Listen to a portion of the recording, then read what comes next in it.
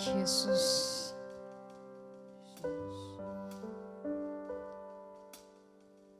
Tidak ada tempat yang paling aman selain berada di dalam hadirat Tuhan.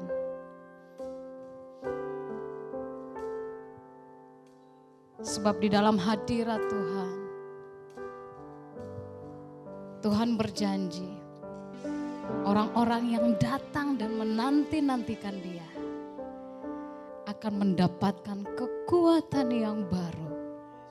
Kekuatan yang baru setiap hari. Semakin dibangkitkan, semakin dipulihkan. Demikian dengan kita semua jemaat Tuhan yang hari-hari ini lelah dengan apa yang terjadi. Tidak ada tempat yang paling aman selain kita berlari dalam hadirat Tuhan. Terima anugerahnya dan terima pemulihan. Sebab Dia mau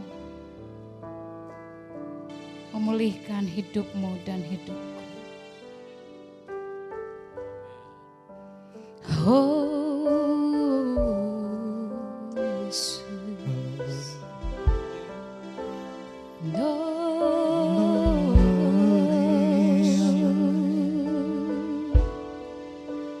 kami datang padamu.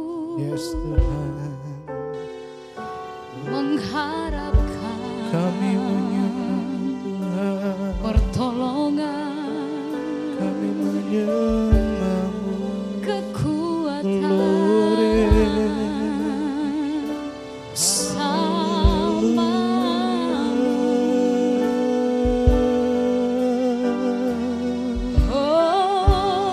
Haleluya, haleluya.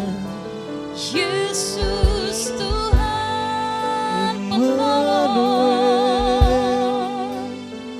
sehingga kami dibangkitkan kembali dalam-Mu dan memuji perbuatan-Mu.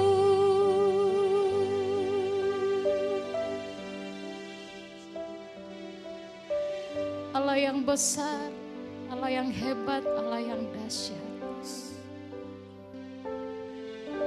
Engkau yang mau memulihkan setiap umat yang datang kepadamu. Dalam hidup kami akui hanya Tuhanlah yang empunya kuasa tertinggi di dalam hidup kami. Nafas kami adalah milik Tuhan. Yang ada pada kami adalah milik Tuhan. Kami kembalikan semua. Kami kembalikan semua untuk kemuliaan Tuhan. Untuk keagungan nama Tuhan. Haleluya. Oh haleluya. Terima kasih Tuhan. Terima kasih Tuhan, lawatlah umat-Mu. Di dalam nama Yesus Kristus, Yesus Tuhan Allah yang hidup, kami menyembah Engkau. Haleluya, haleluya. Amin. Amin. Saudara yang terkasih, percayalah, orang yang senantiasa berharap kepada Tuhan tidak akan pernah kekurangan kasih setia Tuhan. Dia mencurahkan berkat-Nya, berkat pemeliharaan, berkat kehadiran. Itu bagi orang-orang yang setia kepadanya. Haleluya.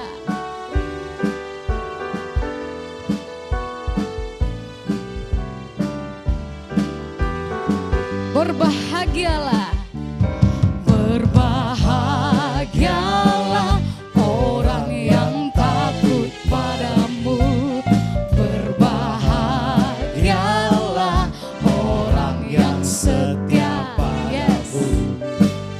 Dia akan menikmati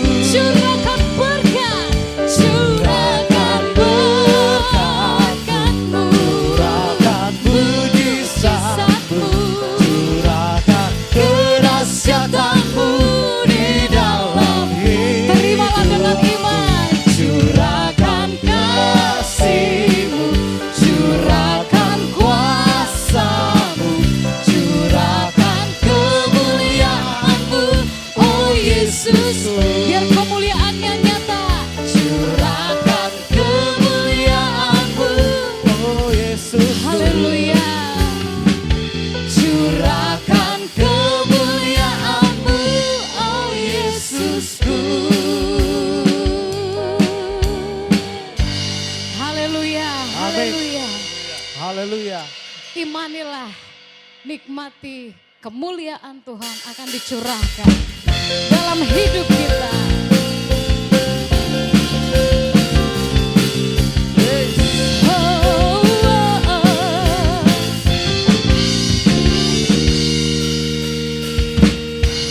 Alangkah indahnya hidup di dalam Tuhan. Dia mencurahkan berkat yang melimpah. Alangkah indahnya jalan bersama Tuhan. Dia memberikan kuasa untuk Yesus dahsyat. Yesusku dahsyat, ku tak ragu kepadamu.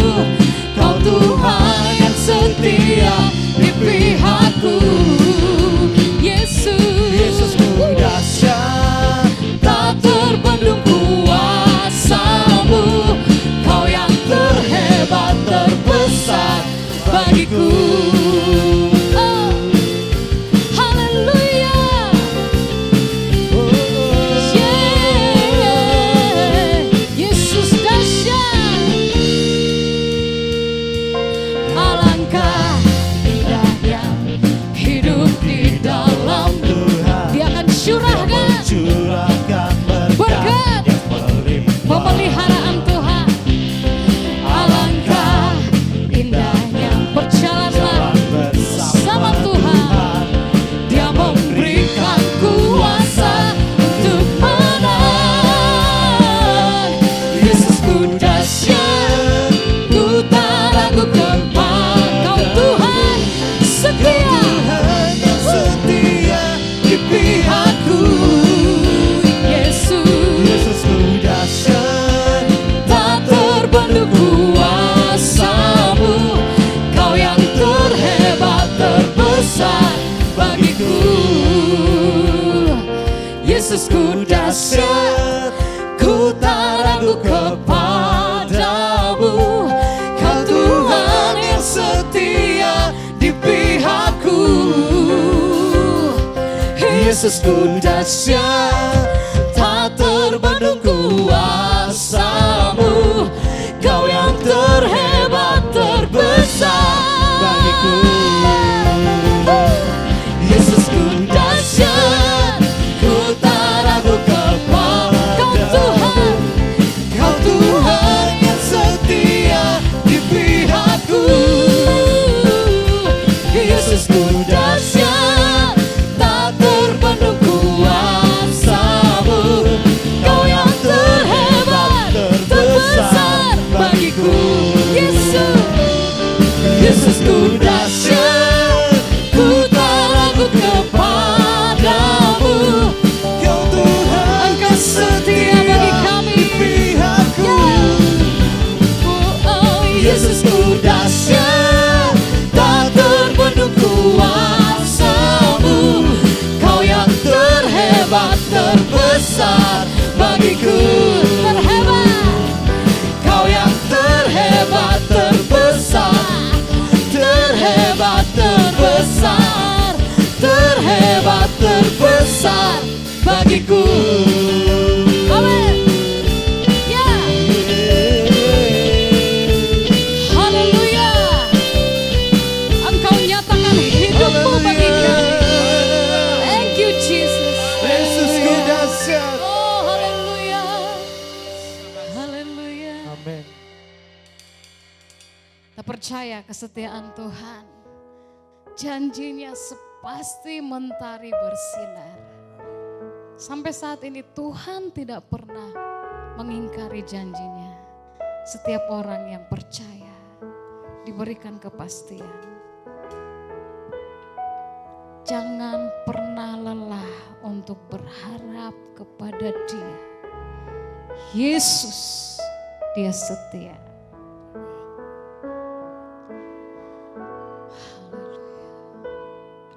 Setiap janjimu Tuhan, ku simpan dalam lubuk hatiku.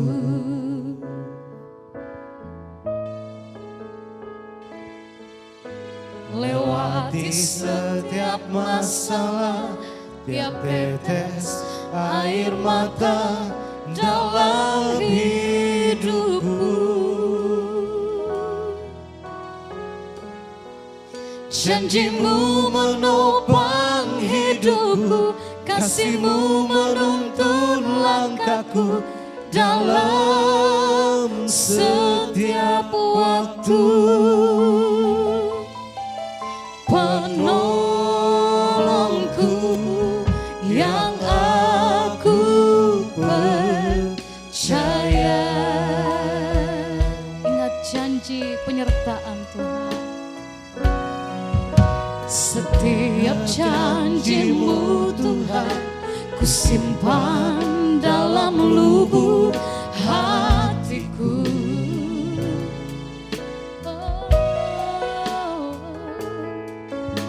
Lewati setiap masalah, tiap tetes air mata dalam hidupku.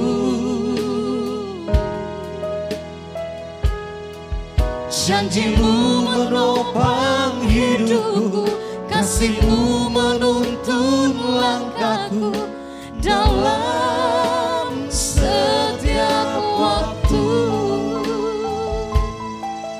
Penolongku yang aku percaya.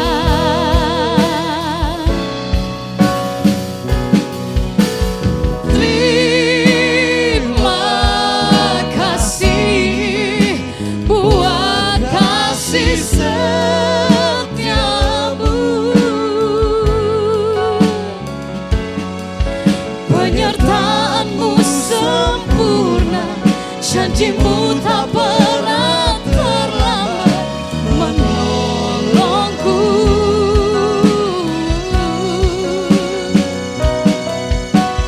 Terima kasih, ku berterima kasih buat kasih setiamu di dalam hidupku.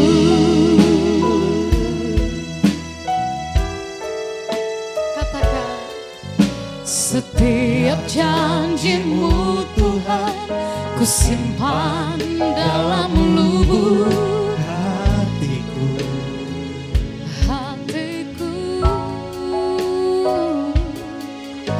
Lewati setiap masalah, tiap tetes air mata dalam hidupku. Janjimu menopang hidupku, kasihmu menuntun langkahku dalam setiap waktu. Penolongku yang aku percaya.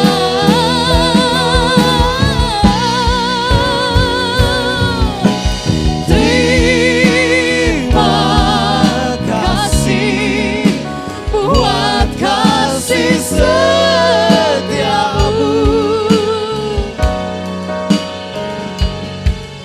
Penyertaanmu sempurna, janjimu tak pernah terlambat menolongku.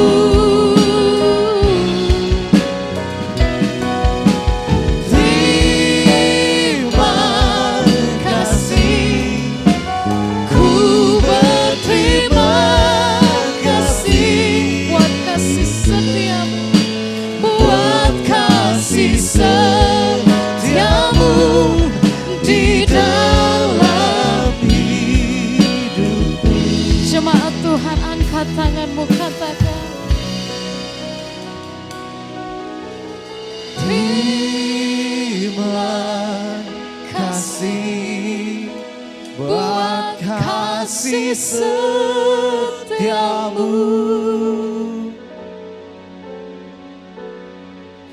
Penyertaan Perkataanmu sempurna, janjimu tak pernah terlambat menolongku. Janjinya iya dan amin. Terima kasih, ku berterima kasih buat kasih setiamu di dalam hidupku.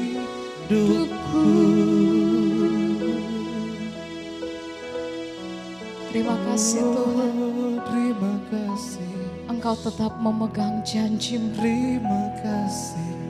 di saat kami tidak punya pengharapan kepada dunia. Yes, Engkau datang dan menawarkan kasih-Mu. amin, Engkau Alfa dan Omega. amin.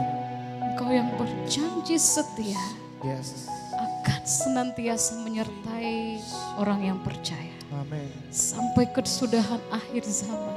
amin. Asal kami tetap percaya kepadamu. Janji-Mu Tuhan semakin diteguhkan kembali dengan firman-Mu. Firman itu adalah bukti penyertaan Tuhan bagi kami. Untuk itu kami berikan hati kami, pikiran kami tenang mendengarkan firman-Mu. Di dalam nama Yesus Kristus kami siap mendengar firman-Mu. Amin. Selamat mendengarkan firman. Tuhan Yesus memberkati. Shalom Jemaat GCA Elroy Grogol yang dikasihi Tuhan. Selamat berjumpa kembali di dalam ibadah online pada minggu pertama bulan November. Hari ini kita akan bersama-sama mengambil bagian di dalam perjamuan kudus. Namun sebelumnya saya ingin menyampaikan firman Tuhan dengan judul Kegelapan adalah sahabatku satu-satunya.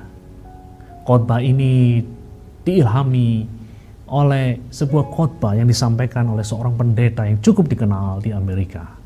Namanya Pendeta Tim Keller.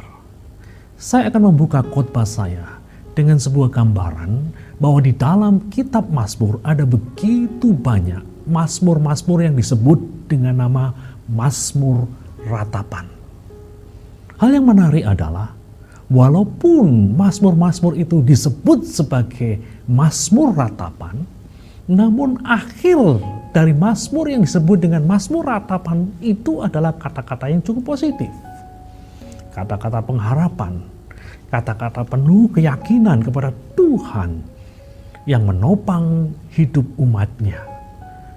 Namun ada pengecualian. Dari 150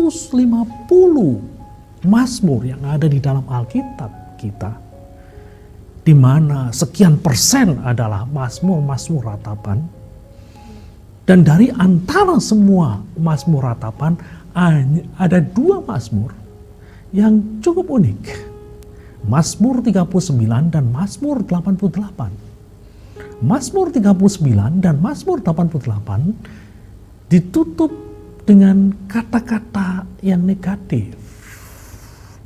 Bukan kata-kata pengharapan, bukan kata-kata keyakinan kepada Tuhan, namun kata-kata yang sepertinya menunjukkan ketidakpercayaan pada Tuhan, kekecewaan pada Tuhan, kemarahan pada Tuhan. Mazmur 88 yang secara khusus menjadi pokok bahasan kita kali ini, bahkan diakhiri, ditutup dengan kata kegelapan, darkness di dalam bahasa Inggris. Mari kita lihat Mazmur 88 itu. Mazmur 88 berisikan 19 ayat. Saya akan membacakannya. Nyanyian Mazmur Bani Korah untuk pemimpin biduan menurut lagu Mahalat Leanot, nyanyian pengajaran Heman orang Esrahi. Ya Tuhan, Allah yang menyelamatkan aku, siang hari aku berseru-seru, pada waktu malam aku menghadap Engkau. Biarlah doaku datang ke hadapan-Mu, sendengkanlah telingamu kepada teriakku.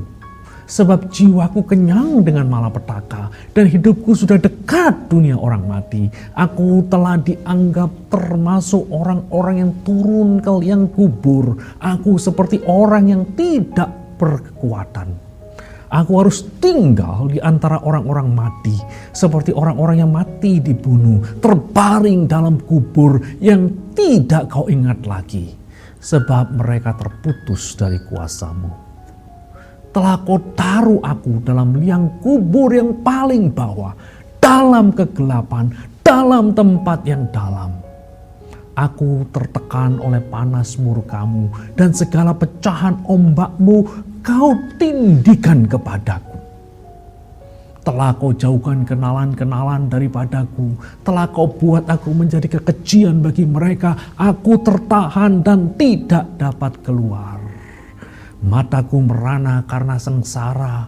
Aku telah berseru kepadamu, ya Tuhan, sepanjang hari telah mengulurkan tanganku kepadamu. Apakah kau lakukan keajaiban bagi orang-orang mati? Masakan arwah bangkit untuk bersyukur kepadamu? Dapatkah kasih-Mu diberitakan di dalam kubur dan kesetiaan-Mu di tempat kebinasaan? Diketahui orangkah keajaiban-keajaiban-Mu dalam kegelapan dan keadilan-Mu di negeri segala lupa? Tetapi aku ini, ya Tuhan, kepadamu aku berteriak minta tolong, dan pada waktu pagi doaku datang ke hadapan-Mu. Mengapa, ya Tuhan, kau buang aku? Kau sembunyikan wajah-Mu daripadaku. Aku tertindas dan menjadi incaran maut sejak kecil. Aku telah menanggung kengerian daripadamu. Aku putus asa. Kehangatan murka-Mu menimpa aku. Kedahsyatan-Mu membungkamkan aku. Mengelilingi aku seperti air banjir sepanjang hari, mengepung aku serentak. Telah kau jauhkan daripadaku sahabat dan teman. Kenalan-kenalanku adalah kegelapan. Saudara-saudara sekalian, apa yang bisa kita pelajari dari Mazmur yang dianggap sebagai Mazmur yang paling kelam di dalam Alkitab kita? Ada 3 hal yang bisa kita pelajari dari Mazmur pasal 88. Yang pertama, sebagai orang percaya kita bisa saja mengalami malam-malam gelap bagi jiwa. Sebagai orang percaya kita tidak kebal dengan pengalaman malam-malam gelap bagi jiwa. Perhatikan siapa yang berdoa di dalam Mazmur ini. Orang percaya bukan? Pasti. Lihat ayat yang kedua. Dia menyebut Tuhan sebagai Allah yang menyelamatkanku. Dan lebih jauh lagi, dia bukan orang percaya yang nominal. Kalau dalam bahasa sekarang, orang percaya KTP. Pemazmur menggambarkan dirinya sebagai orang yang dengan serius beribadah kepada Tuhannya. Mazmur 88 ayat 2 menulis, siang hari aku berseru-seru, pada waktu malam aku menghadap Engkau. Nah, saudara-saudara sekalian, inilah gambaran yang kita lihat di sini. Orang yang percaya kepada Tuhan, orang yang tekun beribadah, orang yang sungguh-sungguh menyembah Tuhan, tidaklah kebal dari pengalaman malam-malam gelap bagi jiwa. Saudara-saudara, ada 2 macam kegelapan yang dialami oleh pemazmur. Mari kita lihat yang pertama. Kegelapan yang berasal dari luar. Outer darkness. Ini terkait dengan situasi sulit yang dihadapi oleh pemazmur. Dia merasa berhadapan dengan maut. Para penafsir kitab suci mengatakan bisa jadi pemazmur menghadapi penyakit yang mematikan, penyakit lepra, yang pada waktu itu belum ada obat penawarnya. Dan hal yang lebih tragis lagi bagi penderita lepra di masa yang lalu, di zaman kuno, adalah hidup mereka terisolasi. Mereka ditinggalkan oleh kerabat-kerabat mereka. Mereka ditinggalkan oleh teman-teman mereka. Karena mereka tidak mau tertular. Itulah sebabnya di dalam Mazmur ini kita melihat perasaan dari pemazmur merasa ditinggalkan oleh teman-temannya. Pemazmur mengalami outer darkness, kegelapan dari luar. Dia berhadapan dengan situasi sulit dalam bentuk penyakit yang mematikan, secara sosial terisolasi. Namun bukan itu saja, pemazmur juga mengalami inner darkness, kegelapan dari dalam. Dia merasa kehilangan hadirat Allah. Dia merasa kering ketika berdoa. Dia merasa Tuhan telah menolak dan meninggalkan dia. Perhatikan ayat 14 dan ayat 15. Tetapi aku ini ya Tuhan, kepadamu aku berteriak minta tolong. Dan pada waktu pagi doaku datang ke hadapanmu. Mengapa ya Tuhan kau buang aku? Kau sembunyikan wajahmu daripadaku. Biasanya kalau seseorang mengalami outer darkness saja, dia menghadapi kesulitan-kesulitan yang berasal dari luar dirinya, biasanya dia bisa menghadapinya dengan tenang. Ingat pengalaman dari seorang yang bernama Horatio G. Spafford yang pernah saya tampilkan di dalam khotbah saya beberapa bulan yang lalu. Ketika dia kehilangan hartanya, kehilangan keluarganya, dia masih bisa bertahan. Oleh karena apa? Oleh karena secara batinnya dia mengalami kedamaian. Dia mengalami kehadiran Allah di tengah-tengah dunianya yang runtuh.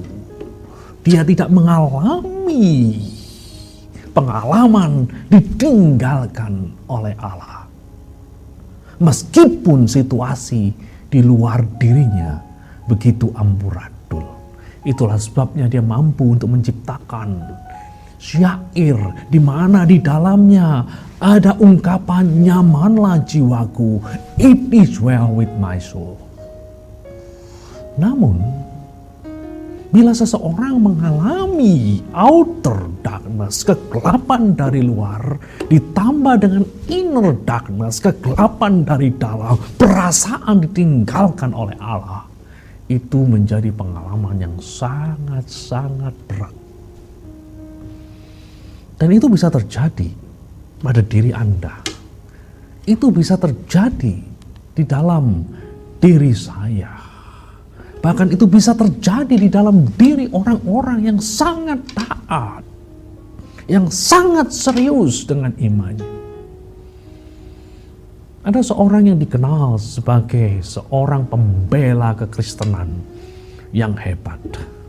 Dan juga seorang penulis kisah-kisah yang dicintai oleh anak-anak. Namanya C.S. Lewis. Dia menghasilkan karya-karya besar seperti The Chronicles of Narnia, Grief, Observe, Mere Christianity. Dia pernah mengalami pengalaman ditinggalkan oleh Allah. Dan pada saat yang sama, dia harus mengalami pengalaman-pengalaman yang tidak terlalu baik. Ketika istri yang dikasihnya dipanggil oleh Tuhan karena penyakit kanker. Dengar baik-baik apa yang dikatakan oleh Louis. Sementara itu di manakah Allah ketika Anda bahagia? Jika Anda berpaling kepadanya dengan ucapan syukur dan pujian, Anda akan, ya paling tidak perasaan Anda mengatakan diterima dengan tangan terbuka. Namun datanglah kepadanya ketika Anda benar-benar butuh, ketika semua bentuk pertolongan yang lain gagal. Apa yang akan Anda temukan? Sebuah pintu yang terbanting di hadapan Anda. Suara satu atau dua buah grendel yang digerekkan untuk mengunci pintu dari dalam. Dan sesudah itu kebisuan. Inilah ungkapan hati dari Louis ketika istrinya Joy dipanggil oleh Tuhan. Inilah keluh kesah dari Louis ketika dia merasa menghadapi semua nestapa ini sendirian. Merasa Allah telah meninggalkan dirinya. Sebuah pengalaman yang begitu mirip dengan pengalaman dari pemazmur. Inilah pelajaran yang bisa kita petik dari Mazmur ini. Anda, saya tidak kebal dengan pengalaman malam-malam gelap bagi jiwa. Mari kita lihat pelajaran yang kedua dari Mazmur pasal 88. Malam-malam gelap bagi jiwa kerap menjadi saat terbaik bagi kita untuk lebih menghayati anugerah Tuhan. Perhatikan doa yang dipanjatkan pemazmur. Apakah kau lakukan keajaiban bagi orang-orang mati? Masakan arwah bangkit untuk bersyukur kepadamu? Dapatkah kasihmu diberitakan di dalam kubur dan kesetiaanmu di tempat kebinasaan? Diketahui orangkah keajaiban-keajaibanmu dalam kegelapan dan keadilanmu di negeri segala lupa?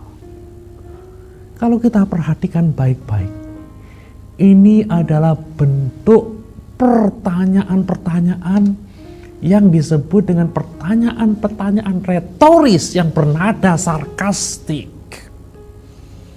Dengan kata lain, pemazmur seolah-olah berkata kepada Tuhan, Tuhan, aku ini ingin memberikan kesaksian hal-hal yang luar biasa mengenai karyamu dan dirimu.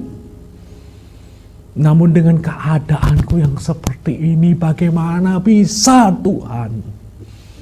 Ketika aku harus terbaring lemah, tak berdaya karena sakit, dan hampir mati, bagaimana aku bisa berkata Engkau adalah Yehova Rafa? Tuhan, Sang Penyembuh. Tuhan, Engkau tahu bagaimana seriusnya perkara yang harus kuhadapi. Tapi di manakah Engkau Tuhan? Ayo tunjukkan wajah-Mu. Jawab aku sekarang Tuhan. Kedengarannya seperti doa yang tidak sopan, bukan? Kedengarannya seperti doa yang mulai bergeser ke arah penghujatan, bukan? Sekarang, mari kita dengar isi dari doa di bagian yang lain dari Mazmur 88 ini. Mazmur 88 ayat 16 dan 17. Menulis, aku tertindas dan menjadi incaran maut sejak kecil. Aku telah menanggung kengerian daripadamu. Aku putus asa. Kehangatan murkamu menimpa aku. Kedahsyatanmu membungkamkan aku. Kalau kita perhatikan baik-baik pernyataan-pernyataan ini adalah suatu bentuk kalimat melebih-lebihkan. Secara objektif, tidaklah mungkin dia tidak pernah mengalami kebaikan Allah dalam rentang hidupnya dari lahir sampai pada hari itu. sudah pasti ada hari-hari di mana hidupnya merasa terberkati. Namun begitulah manusia yang kerap melihat semua rentang kehidupan sebagai gambaran yang kelam tanpa adanya titik-titik terang sekalipun ketika dia berada dalam kungkungan malam gelap bagi jiwa. Dan kita pun rentan melakukan hal yang serupa. Meski kadang kita tidak seberani pemazmur di dalam mengungkapkan kekesalan, kekecewaan, rasa frustasi dari diri kita yang dikungkung oleh berbagai macam persoalan, yang dikungkung dalam lembah kekelaman. Dan ada suatu pertanyaan besar yang mengusik hati dan pikiran saya ketika saya membaca bagian ini. Kok bisa-bisanya ya Allah mengizinkan doa yang memojokkan dirinya, doa yang menghakimi dirinya secara tidak fair, ini ada di dalam sebuah kitab yang menjadi bagian dari kitab suci Alkitab. Doa yang kedengarannya penuh dengan nada-nada tidak sopan dan kurang iman ini kok bisa ya muncul dalam Alkitab. Firman Allah yang hidup yang menjadi pedoman dan pegangan dalam kehidupan kita. Saya ditolong oleh seorang pakar Perjanjian Lama yang bernama Derek Kidner. Ketika menuliskan tafsiran Mazmur 88, Kidner menulis kalimat semacam ini. The very presence of this prayer in scripture is a witness to God's understanding. God knows how men speak when they are desperate. Kalau saya terjemahkan, adanya doa ini dalam Alkitab adalah saksi nyata dari betapa mengertinya Allah mengenai kondisi manusia. Allah tahu bagaimana manusia bicara saat mereka dalam keadaan putus asa. Dengan kata lain, Kidner seolah berkata, keberadaan dari ayat-ayat ini menyingkapkan jati diri Tuhan yang sesungguhnya. Tuhan itu beda dengan kita. Kalau kita dikasih pilihan, tentu kita akan membuang ayat-ayat yang seperti itu dan mengganti dengan ayat-ayat yang kedengarannya lebih mengagungkan dan memuliakan namanya.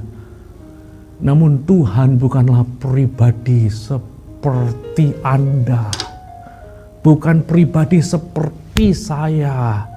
Jika Anda dan saya cenderung untuk menolak mengidentifikasikan diri kita dengan orang tersebut, namun lain dengan Tuhan. Dengan menaruh ayat-ayat itu sebagai bagian dari firman-Nya, Tuhan memilih untuk mengidentifikasikan dirinya dengan pribadi-pribadi yang berdoa seperti itu. Pribadi-pribadi yang merasa dalam kondisi berputus asa. Dan Anda tahu mengapa? Sebab Dia adalah Tuhan yang penuh anugerah, penuh kasih karunia. Dia adalah Tuhan yang maha mengerti kenapa kita berkata seperti itu di saat kita dalam keadaan yang berputus asa. Seolah-olah Tuhan berkata kepada kita semua, aku adalah Tuhan atas orang ini.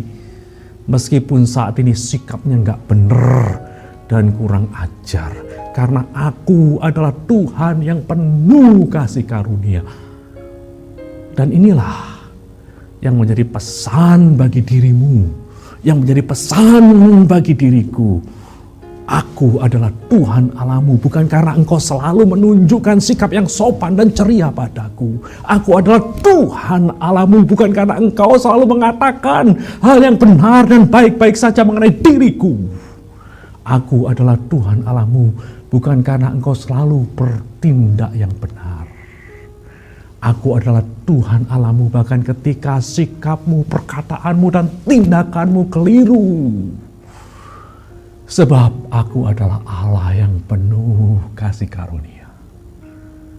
Betapa luar biasanya pesan dari Mazmur pasal 88 ini bagi kita. Pesan yang benar-benar memerdekakan kita dari beban rasa bersalah. Memang sesungguhnya di dalam kelamnya malam gelap bagi jiwa, kita kerap bisa dengan lebih baik memahami dan menghayati Allah yang penuh kasih karunia ketimbang pada saat ketika kehidupan kita begitu mudah dan menyenangkan. Mari kita lihat pesan yang ketiga dari Mazmur 88. Kegelapan adalah satu-satunya sahabatku. Kerap hanya merupakan pengalaman subjektif kita. Dan itu sifatnya sementara.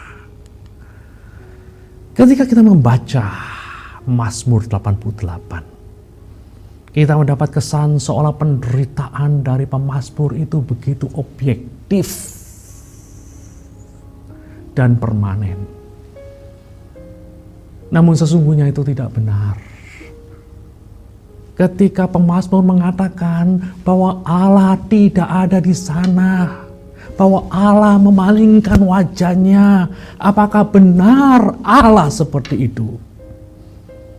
Atau itu hanya perasaan dari pemazmur? Tentu saja itu hanya perasaan dari pemazmur, karena sesungguhnya Allah tidak pernah meninggalkan pemazmur.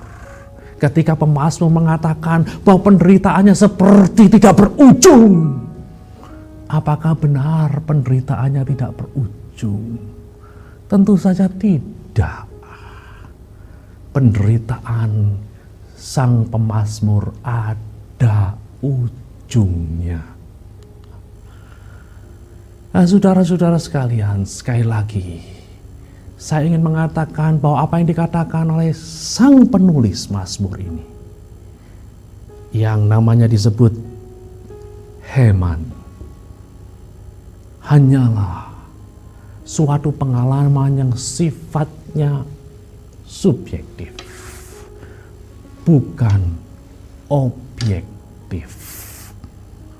Hari ini kita yang hidup ribuan tahun sesudah Heman melihat bahwa Allah ada di sana saat Heman merasakan Allah tidak ada di sana. Bahkan pengalaman hidup Heman menjadi sesuatu yang begitu bernilai bagi jutaan orang yang hidup sesudah dia. Heman melihat dirinya seperti batu karbon yang sedang ditekan dalam suhu tinggi.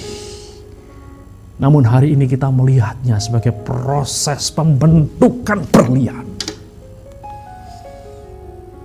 Allah juga bersamamu ketika engkau berada di dalam dapur api penderitaan. Bagaimana Anda dan saya bisa yakin akan hal itu? Terlebih ketika kita membaca bagian akhir dari Mazmur pasal 88, berisikan kalimat kegelapan adalah kenalan-kenalanku. Bagaimana kita bisa yakin bahwa Allah ada bersama-sama dengan Heman, bahwa Allah tidak meninggalkan Heman, bahwa Allah ada bersama dengan diri kita ketika kita mengalami pengalaman malam gelap bagi jiwa?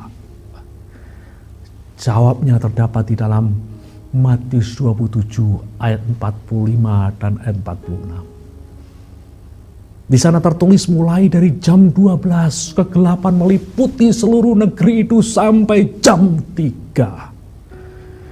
Kira-kira jam 3 berserulah Yesus dengan suara nyaring, Eli, Eli, lama sabachthani. Artinya, Allahku, Allahku, mengapa engkau meninggalkan aku? Heman dan juga kita kerap kali berpikir bahwa diri kita benar-benar ditinggalkan oleh Allah. Ketika kita sedang berada dalam lembah kekelaman. Namun sebenarnya tidak demikian. Satu-satunya pribadi yang pernah secara objektif mengalami pengalaman ditinggalkan sepenuhnya oleh sahabat-sahabatnya, bahkan oleh Allah sendiri, cuma Yesus Kristus. Di atas kayu salib pada hari Jumat Agung yang mulia itu, ketika semua orang memalingkan wajahnya dari Kristus, Allah juga berpaling daripadanya.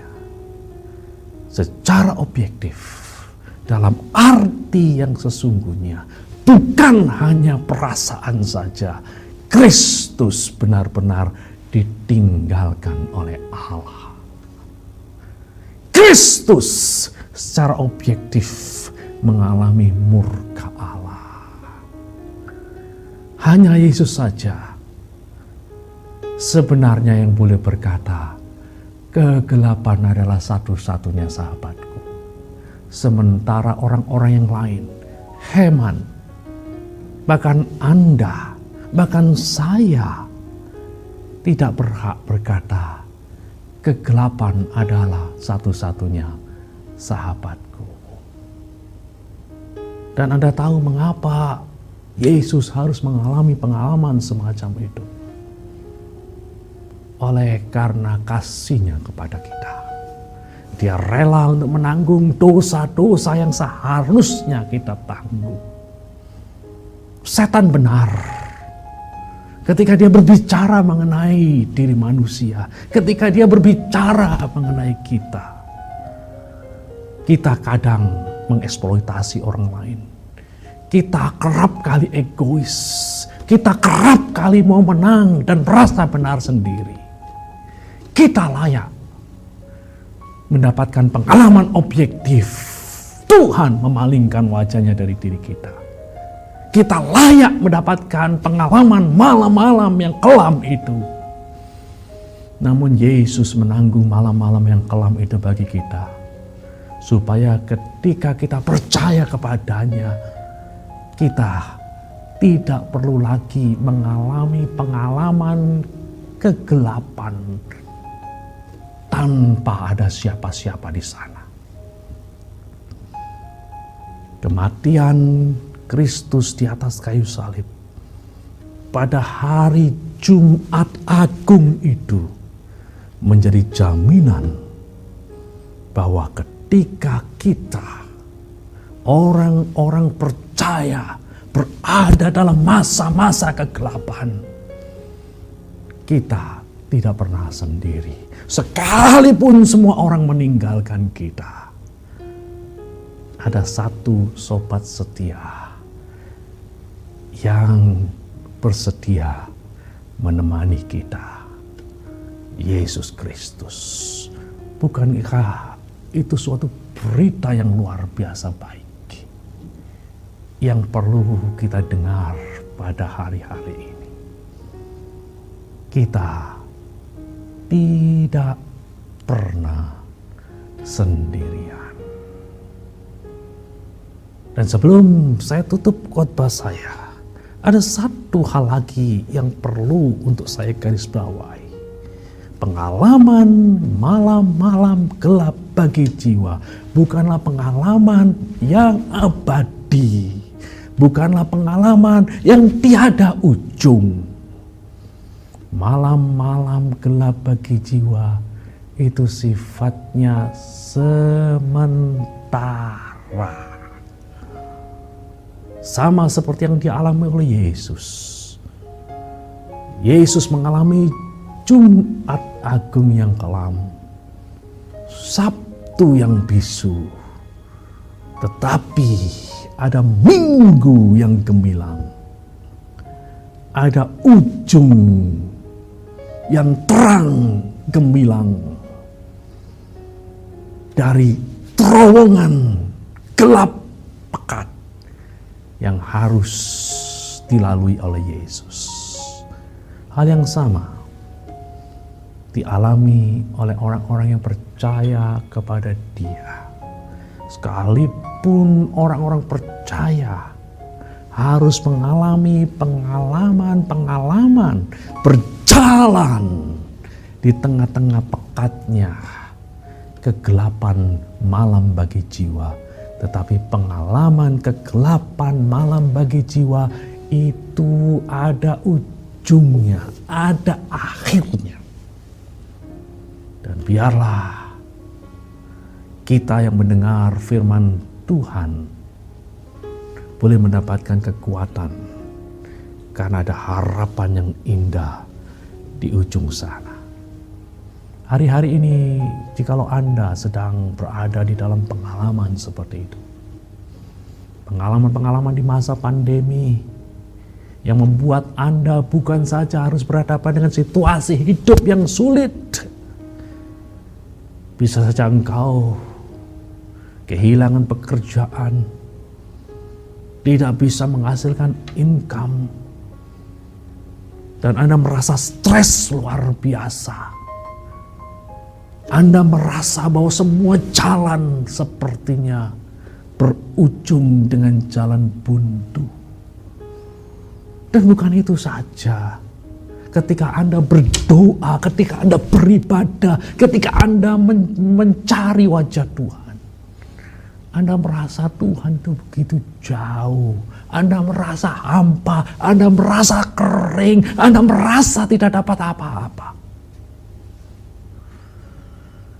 Anda sedang mengalami pengalaman malam-malam kelam bagi jiwa. Jikalau Anda berada di dalam kondisi seperti ini, saya berdoa agar Anda akan terus bertahan. Anda akan terus berpaut kepada Tuhan. Silakan ungkapkan kekecewaan Anda. Silakan ungkapkan kemarahan Anda. Sama seperti pemazmur. Namun sama seperti pemazmur juga, jangan biarkan diri Anda kemudian terlepas dari kasih karunia Allah. Teruslah berpaut seperti pemazmur. Walaupun dia marah, walaupun dia kecewa, tapi toh dia masih berdoa. Dia masih menghampiri, dia masih mengunjungi Tuhan yang menciptakannya, Tuhan yang menopang hidupnya. Berpautlah terus pada Allah ketika Anda harus melewati malam-malam gelap bagi jiwa. Tuhan Yesus memberkati kita semua. Haleluya.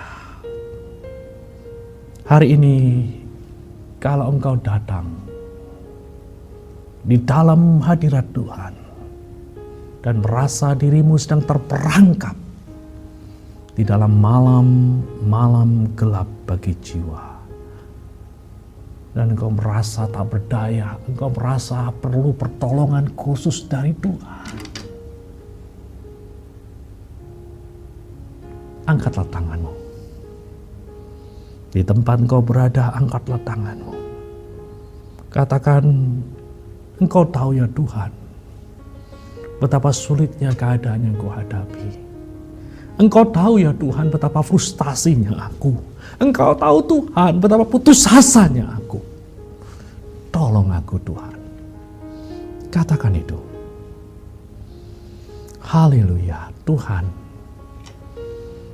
Hari ini di ujung daripada firman Tuhan, hamba-Mu berdoa untuk umat-Mu yang mengangkat tangan, yang memerlukan pertolongan khusus daripada-Mu, yang memerlukan energi rohani yang baru daripada-Mu. Berikan kepada mereka ya Tuhan, kuatkan mereka ya Tuhan, sehingga mereka tetap berpaut kepada-Mu, sehingga pada akhirnya mereka boleh mengalami pengalaman Minggu Paskah, minggu yang gemilang itu di dalam hidup mereka. Berkatilah seluruh jemaat El Roi pada hari ini. Demi nama Tuhan Yesus, saya berdoa. Amin.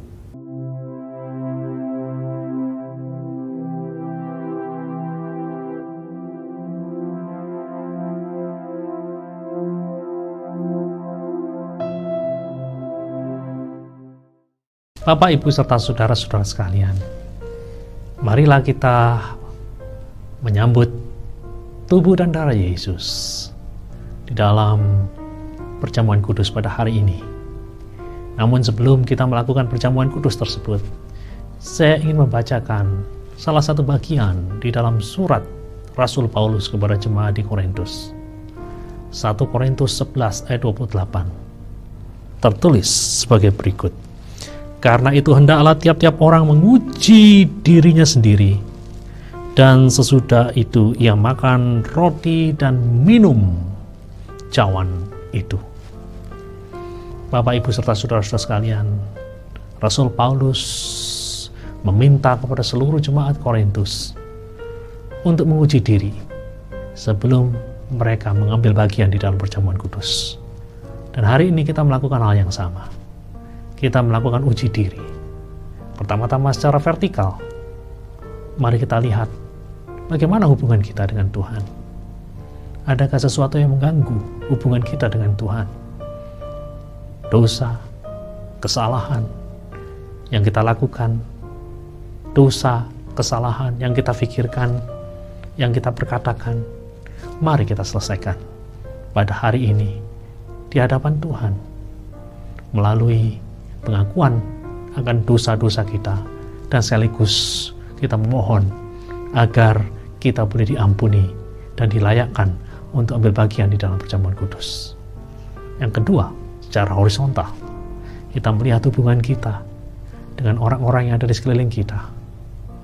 Apakah hubungan-hubungan tersebut berlangsung dengan baik, atau justru tidak berlangsung dengan baik? Ketika ada kepahitan, ada sakit hati yang membuat kita membenci mereka, hari ini dengan pertolongan Roh Kudus, mari kita selesaikan sehingga kita sanggup berkata, aku mengampunimu.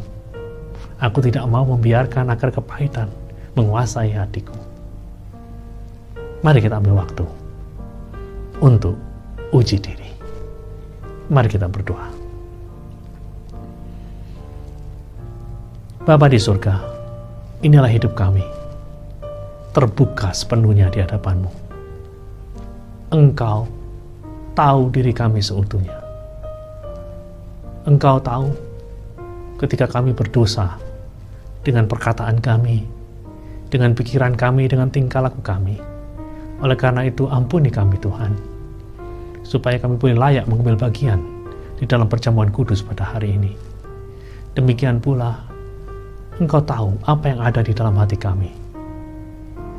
Jika ada kepahitan, rasa benci, rasa tidak suka kepada sesama kami, khususnya orang-orang yang dekat dengan kami, Tuhan ampuni kami, sehingga kami boleh mengambil bagian di dalam perjamuan kudus pada hari ini.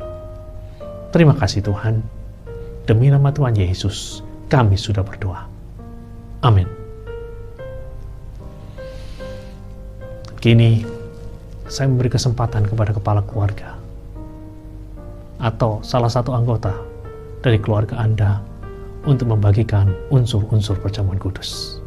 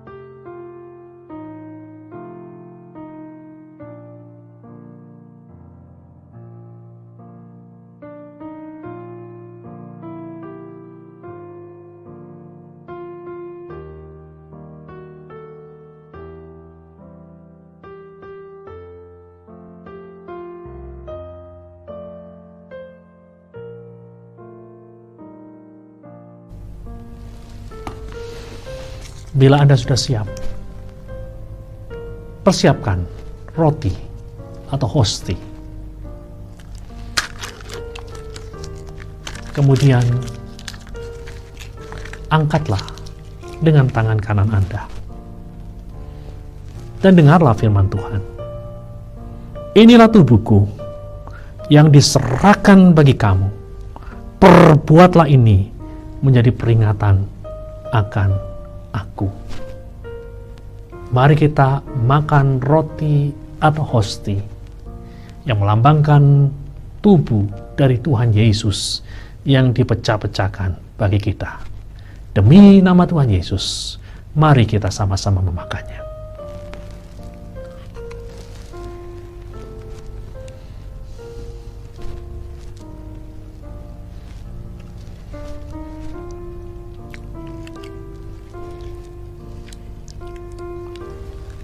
Sekarang persiapkan cawan yang berisikan anggur.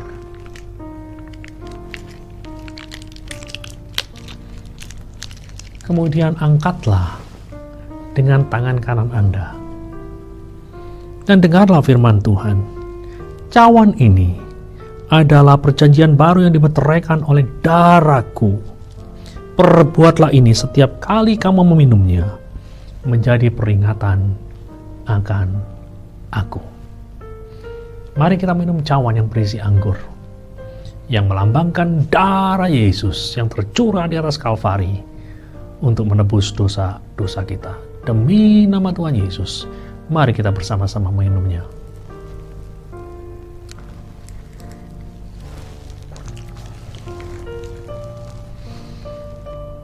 Mari kita ambil waktu untuk bersyukur dan berdoa. Tuhan, kami bersyukur untuk karya penebusan yang Kau lakukan 2000 tahun yang lalu di atas Kalvari. Oleh karena kematian-Mu, kami mendapat pengampunan atas dosa-dosa kami. Oleh karena kematian-Mu, kami punya masa depan yang indah di dalam kekekalan bersama-Mu. Tuhan, pada hari ini kami juga teringat akan firman-Mu yang mengatakan oleh bilur-bilurnya kamu menjadi sembuh. Kami percaya kuasa salib Yesus juga menyediakan kesembuhan bagi mereka-mereka yang sakit. Hari ini hamba-Mu mendoakan jemaat El Roi yang sedang sakit. Hamba berdoa agar mereka boleh mengalami kuasa dari salib Kristus yang menyembuhkan itu. Hari ini tubuh mereka dikuatkan, dipulihkan. Terima kasih Tuhan. Demi nama Tuhan Yesus, kami sudah berdoa. Amin.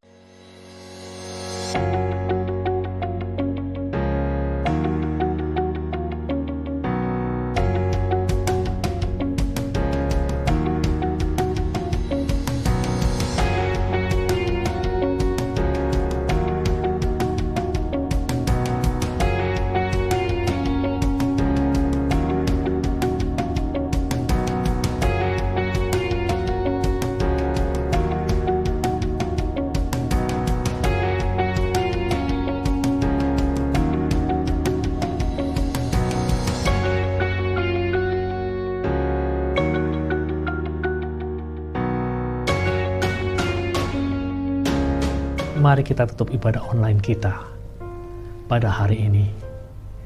Sebelum kita mengakhirinya, saya mendorong Anda semua untuk terlibat aktif di dalam program-program online yang dimiliki oleh gereja kita. Mari kita berdoa. Bapa di surga, kami mengucap syukur dan terima kasih. Kami boleh menyelesaikan ibadah online kami terlepas dari segala keterbatasannya. Kami yakin dan percaya bahwa kami sudah diberkati pada hari ini. Dan kini kami akan melanjutkan aktivitas kami masing-masing. Sebelum kami melakukannya, kami mohon berkat Tuhan turun atas kami semua. Khususnya dalam masa-masa pandemi ini, kami berdoa agar kami dilimpahi berkat Tuhan sehingga kami tidak akan mengalami kekurangan. Kami juga berdoa agar kami dilindungi Di dalam masa-masa pandemi seperti ini, di saat kota Jakarta menunjukkan kenaikan yang signifikan dari penderita COVID-19, kami berdoa agar keluar dan masuk kami senantiasa dilindungi oleh Tuhan. Kami dijauhkan dari paparan COVID-19. Terima kasih Tuhan. Kami juga berdoa untuk anak-anak kami yang sedang studi online. Kami mengerti kesulitan yang mereka hadapi. Kami berdoa supaya mereka diberi ketekunan, kerajinan, kesabaran, sehingga mereka boleh sukses.